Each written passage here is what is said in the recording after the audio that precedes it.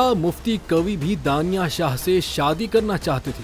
TikToker Hareem Shah के साथ नाजेबा videos viral होने के बाद मशहूर होने वाले मुफ्ती कवि ने इंकशाफ किया है कि हकीम शहजाद के अलावा 4 से 5 अफराद दानिया शाह से शादी करना चाहते थे, लेकिन कुरा हकीम साहब का निकला। मुफ्ती कवि ने एक इंटरव्यू के दौरान इंकशाफ किया कि हकीम शहजाद लोहापाड़ और दानिया शाह उनके इलाके के हैं और शादी से कबल हकीम शहजाद ने उनसे मशवरा मांगा था। उन्होंने बताया कि उन्होंने हकीम शहजाद को दानिया शाह से निकाह करने का मशवरा दिया और कहा कि निकाह करना अच्छी बात है। उन्होंने वाज़ेह किया कि वो दानिया शाह से निकाह के उम्मीदवार नहीं थे, लेकिन उनसे दूसरे लोग भी शादी करना चाहते थे। ताहम कुरा हकीम शहजाद के नाम का निकला और उनकी दुआएं जोड़े के साथ है।